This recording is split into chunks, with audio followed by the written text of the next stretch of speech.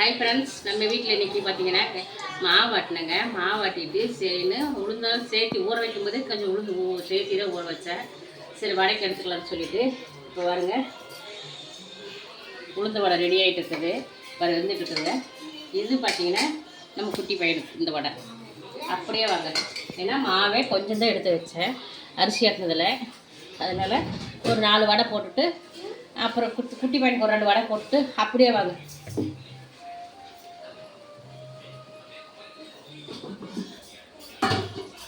ஏங்க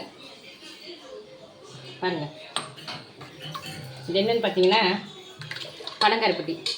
அதாவது பனங்காரிப்பட்டி 2 கறி எவ்வளோ 2 பெருசு 2 எவ்வளோ தாங்க கொடுத்தாங்க, 300 ரூபா. ஏன்னா நல்ல கருப்பட்டி, அதனால் 2 இது மட்டும்தான் 300 ரூபான்னு வாங்கிட்டு வந்தேன். ஒன்று 150 ரூபா கணக்கு வருது. அதில் தான் இன்றைக்கி நான் வந்து என்ன செஞ்சுருக்கிறேன், உளுந்தங்கஞ்சி வச்சுருக்கிறேன். வரும்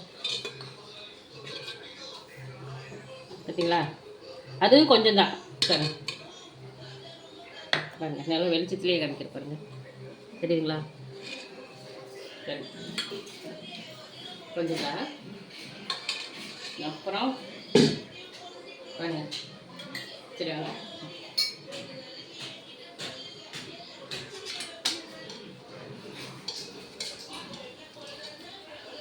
ஹாய் ஃப்ரெண்ட்ஸ், இப்போ பாருங்கள் நமக்கு மெதுவடையும் உளுந்தங்கஞ்சி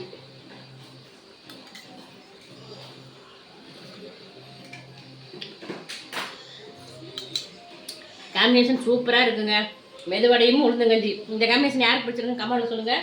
பிடிச்சிருந்தா லைக் பண்ணுங்கள். இப்போ வந்து சப்போர்ட் பண்ணுங்கள், சப்ஸ்கிரைப் பண்ணுங்கள். இப்போ வந்து உளுந்த வடையும் கருப்பட்டி உளுந்தங்கஞ்சி ரெடியாக இருக்குது. வாங்க ஃப்ரெண்ட்ஸ் சாப்பிடலாம். Okay bye.